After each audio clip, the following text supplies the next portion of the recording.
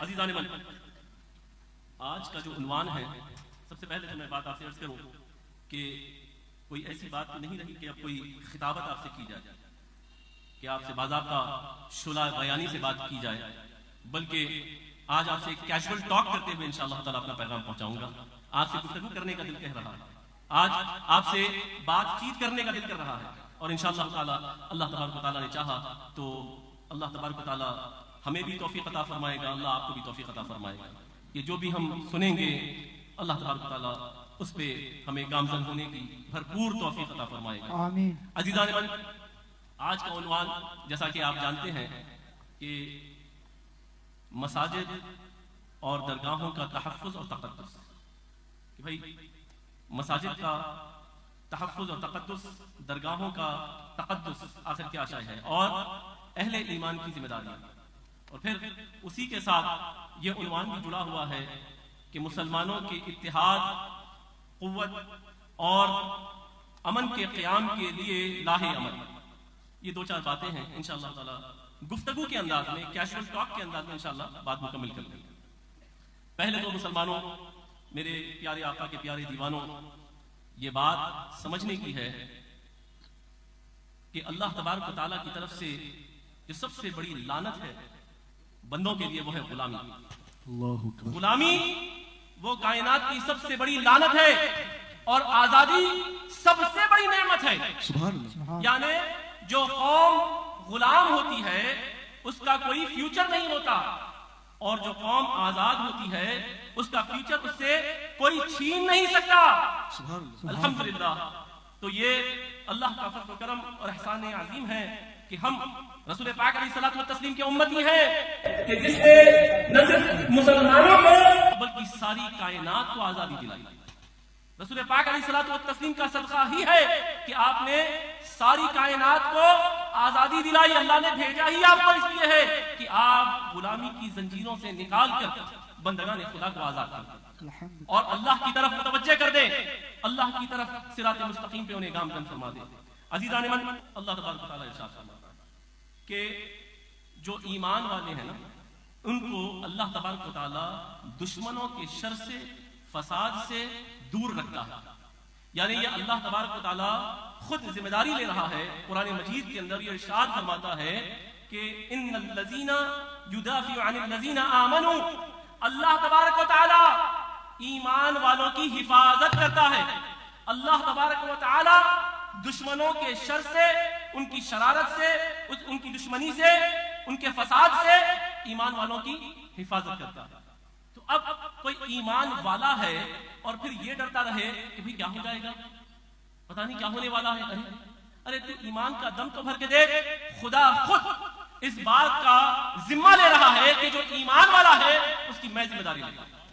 شر سے اس کو دور رکھوں گا، ظلم سے اس کو دور رکھوں گا، اور تمام آفتوں سے اس کی میں حفاظت کروں گا. لیکن ضرورت کس بات کی ہے؟ ایمان پر ہے.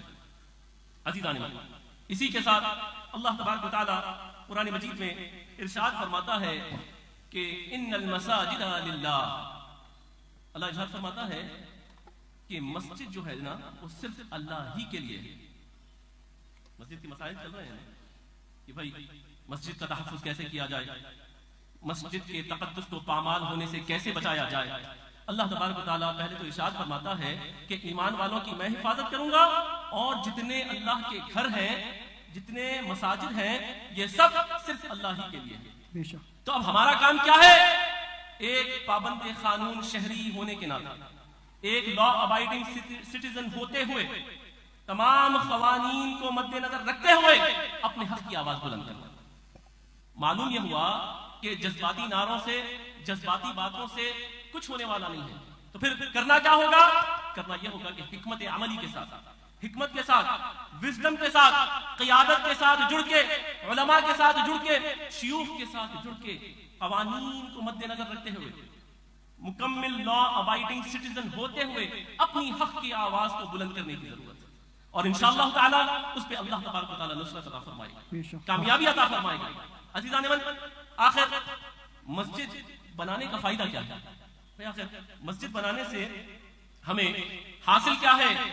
تو پھر رسول پاک علیہ الصلوۃ والتسلیم کی حدیث شریفہ ہے اور رسول پاک علیہ الصلوۃ والتسلیم ارشاد فرماتے ہیں کہ من بنا مسجدا للہ کمفحص خطا او اصغر بنى اللہ له بیتا فی الجنہ.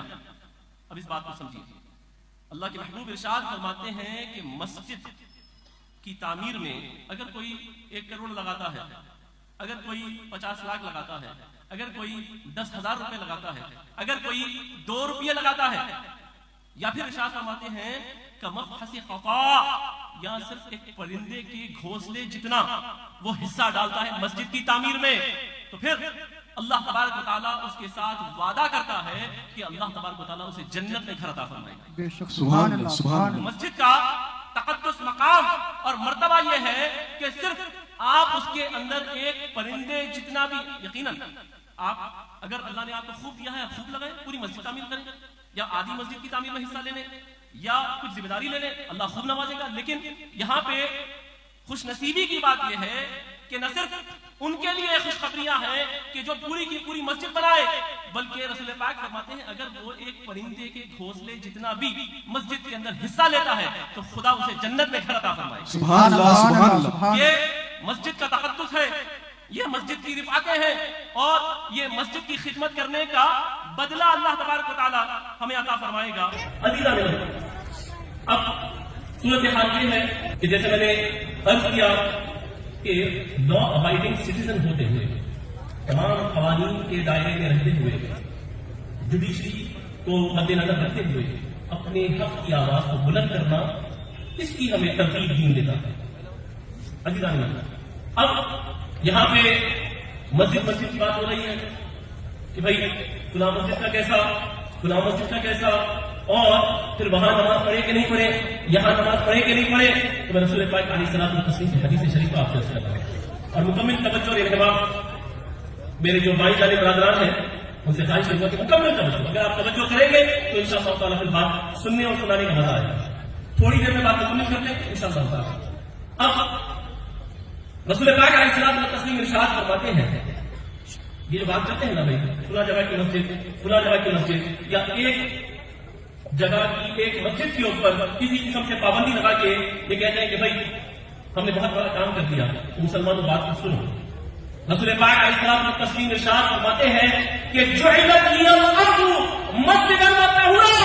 رسول پاک علیہ الصلوۃ والتسلیم نے ارشاد فرمایا کہ اللہ تبارک و تعالی نے میرے قدموں کی برکت سے, اللہ تبارک و تعالی نے رسول پاک علیہ الصلوۃ والتسلیم کے حضور نظر کے صدقے میں اس ساری کی ساری زمین کو مسجد بنا دیا. ساری کی ساری زمین کو اب کوئی سنبل کا خطہ ہی نہیں, یوپی کا خطہ ہی نہیں, علی آباد کا اپنے گراؤنڈ ہی نہیں, حیدرآباد کی کوئی جگہ نہیں, بلکہ افریقہ ہو, امریکہ ہو, بنگلہ دیش ہو, ہندوستان ہو, یورپ ہو, یہ میرے نبی کا صدقہ ہے کہ رسول پاک فرماتے ہیں کہ میرے قدموں کی برکت سے جعلت لی الارض مسجدا وطہورا. ارے تم ایک خطے پہ پابندی لگائے گا, ایک زمین کے ٹکڑے پہ پابندی لگائے گا, ارے مسلمانوں کے لیے ساری کی ساری ہوئے زمین مسجد ہے. تکبیر, اللہ اکبر, نعرہ رسالت یا رسول اللہ, شہزادے غوث اعظم, شہزادے غوث اعظم زندہ باد. ساری کی ساری روئے زمین مسجد ہے. معلوم یہ ہوا کہ صرف ایک سنبل کا ٹکڑا نہیں, ایک دلی کا ٹکڑا نہیں, ایک حیدرآباد کا ٹکڑا نہیں, سارا ہندوستان لے لو, سارا بر صغیر لے لو, سارے سب کانٹیننٹ لے لو, یورپ لے لو, افریقہ لے لو, امریکہ لے لو, سب لے لو, ساری کی ساری روئے زمین کو پاک طاہر اور پاکیزہ کر دیا گیا. کس کی وجہ سے, کس کی وجہ سے جناب؟ رسول پاک کے خدموں کی برکت سے, سبحان اللہ رسول سبحان پاک اللہ. کے خدموں کے صدقے سے ساری کی ساری روئے زمین کی, کون سی زمین جو بنجر تھی, جو کسی کام کی نہ تھی, اس زمین کو اللہ تبارک و تعالیٰ نے پاک اور طاہر کر دیا. تب کوئی پریشانی ہے؟ کوئی جگہ کے ٹکڑے کے اوپر پابندی لگاتا ہے تو مسلمانوں کو پریشانی ہے کیا؟ ارے کائنات کا ذرہ ذرہ پاک ہے مسلمانوں کے لیے, ذرہ ذرہ مسجد ہے, ہم کو کوئی پریشانی نہیں. ہاں لیکن اپنے حق کے لیے ضرور کھڑے رہیں گے, اپنے حق کی آواز یقیناً اٹھائیں گے, لیکن پریشانی اس بات کی نہیں ہے کہ ایک ٹکڑے کا جھگڑا کیا جائے. مسلمانوں کے لیے تو ساری کی ساری روئے زمین مسجد ہے. اچھا یہ بنجر زمین جو کسی کام کی نہ تھی, اب عالم یہ ہو گیا کہ نہ صرف اس کو اللہ تبارک و تعالیٰ نے پاکیزہ کیا, نہ صرف اس کو پاک کیا, بلکہ اگر مسلمانوں کو پانی میسر نہ ہو, پانی نہ ملے، پانی حاصل نہ ہو، تو پھر خدا کہتا ہے منہ پہ یہی مٹی مار لے، میں سمجھوں گا کہ تو پاک ہو گئے۔ سبحان اللہ سبحان اللہ سبحان اللہ۔ تیمم کے ذریعے اب پانی میسر نہ ہو تو تیمم کے ذریعے اب یہی مٹی مار لے، خدا کے سامنے تو پاک ہو جائے گا۔ تو یہ میرے نبی کے قدموں کا صدقہ ہے۔ بات سمجھ رہے ہیں آپ؟ عزیزان من، مسجدوں کو آباد کرنے کی ضرورت ہے۔ یہ سارے مسائل حاصل ہو کیوں رہے ہیں؟ آپ اندازہ تو لگائیے کہ رسول پاک علیہ الصلوۃ والتسلیم نے ارشاد فرمایا کہ جو شخص سرے سے نماز نہیں پڑھتا وہ دائرہ اسلام سے خارج ہو جاتا ہے۔ ہم مسلمان مسلمان مسلمان کہنے والوں نے کہا مسلمان ہیں مسلمان ہیں مسلمان ہیں ہم، ساری دنیا میں یہی شور مچا رکھا ہے۔ پوچھا کہ مسلمان کسے کہتے ہیں؟ کہا ابا نے یہی سکھا رکھا ہے۔ صرف مسلمان مسلمان مسلمان کے نعرے لگ رہے ہیں، لیکن مسلمان ہوتا کیا ہے؟ حد فاصل جو اسلام میں اور دوسرے مذاہب میں ہے وہ ہے نماز۔ رسول پاک علیہ الصلوۃ والتسلیم ارشاد فرماتے ہیں کہ جو شخص سرے سے نماز نہیں پڑھتا وہ دائرہ اسلام سے خارج، اور جو کبھی پڑھے کبھی چھوڑے کبھی پڑھے کبھی چھوڑے اس کو رسول پاک نے فرمایا وہ منافق ہے، منافق۔ اللہ اکبر۔ عزیزان من، آپ اندازہ تو لگائیے کہ کوئی کسی کو راستے میں اگر منافق کہہ دے تو پھر کس قدر جھگڑا ہو جائے، کس قدر جنگ و جدال ہو جائے۔ آپ اندازہ تو لگائیے کس قدر شرمندگی کی بات ہے، کس قدر بے عزتی کی بات ہے، مایوسی کی بات ہے، رسوائی کی بات ہے، اور جسے کائنات کا بادشاہ خود رسول پاک علیہ الصلوۃ والتسلیم فرماتے کہ یہ منافق ہے، تو پھر اس کا رہے گا کیا؟ رسول پاک اس کو منافق فرما دے یا رسول پاک کی نظر میں جو منافق ہو جائے تو پھر بچتا کیا ہے مسلمان کے پاس؟ کچھ نہیں بچتا۔ عزیزان من، اگر مسلمان ہیں تو نمازوں کو قائم کرنے کی ضرورت ہے، مساجد سے اپنا ناطہ جوڑنے کی ضرورت ہے، اور پھر خدا سے گفتگو کرنے کی ضرورت ہے۔ بلکہ علامہ اقبال نے خوب ارشاد فرمایا کہ کمال کا شکوہ کیا آج مسجد میں خدا نے، کمال کا شکوہ کیا آج مسجد میں خدا نے، صرف مانگنے آتے ہو کبھی ملنے بھی آیا کرو، سبحان اللہ سبحان اللہ۔ مانگنے آتے ہو کبھی ملنے بھی آیا کرو۔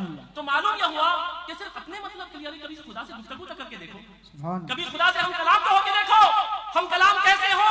قرآن پڑھو، قرآن اللہ کا کلام پڑھو، یہ اللہ سے گفتگو ہو رہی ہے، اللہ تم سے گفتگو کر رہا ہے، قرآن پڑھو، اللہ سے گفتگو کرو، مصلی پہ سجدے کے لیے ضرور بیٹھو، کبھی گفتگو کے لیے بھی بیٹھو، اللہ سے کبھی گفتگو کرو، اور اللہ تبارک و تعالیٰ کی بارگاہ میں عرض کرو یا اللہ آج یہ میں کر سکتا تھا، یہ گناہ کر سکتا تھا، یہ رشوت لے سکتا تھا، یہ جھوٹ بول سکتا تھا، یہ بدفعلی بد کرداری سب کر سکتا تھا، جھگڑا کر سکتا تھا، غصب کر سکتا تھا، چوری کر سکتا تھا، لیکن مولا تیری رضا کی خاطر یا رب العالمین میں نے چھوڑ دیا۔ مولا مجھے کسی سے نہیں تجھ سے چاہیے۔ ان کے لیے اللہ فرماتا ہے ان ایمان والوں کے لیے میں محافظ ہوں، اللہ ان کی حفاظت کرے گا شر سے، اللہ ان کی حفاظت کرے گا ظلم سے۔ تو گفتگو تو کرو۔ اور پھر کہنے والے نے کیا خوب فرمایا، اگر یہ گفتگو ہو جائے اللہ نظر کرم اور فضل فرما دے، رسول پاک علیہ الصلوۃ والتسلیم کا سایہ رحمت سایہ فگن ہو جائے، اگر وہ پوچھ لے ہم سے کہ کس بات کا غم ہے، اگر وہ پوچھ لے ہم سے کہ کس بات کا غم ہے، تو پھر کس بات کا غم ہے اگر وہ پوچھ لے ہم سے۔ سبحان اللہ سبحان اللہ سبحان اللہ۔ بات سمجھ رہے ہیں؟ اگر وہ پوچھ لے ہم سے کہ کس بات کا غم ہے، اگر وہ پوچھ لے ہم سے کہ کس بات کا غم ہے، تو پھر کس بات کا غم ہے اگر وہ پوچھ لے ہم سے۔ سبحان اللہ سبحان اللہ۔ تو خدا سے گفتگو کرنے کی ضرورت ہے، رسول پاک کی غلامی کو حاصل کرنے کی ضرورت ہے، اولیاء اللہ کے فیضان کو حاصل کرنے کی ضرورت ہے۔ پھر دیکھو اگر وہ پوچھ لے ہم سے تو پھر کس بات کا غم ہے، اگر وہ پوچھ لے ہم سے تمہیں کس بات کا غم ہے تو پھر کس بات کا غم ہے، اگر وہ پوچھ لے ہم سے۔ سبحان اللہ۔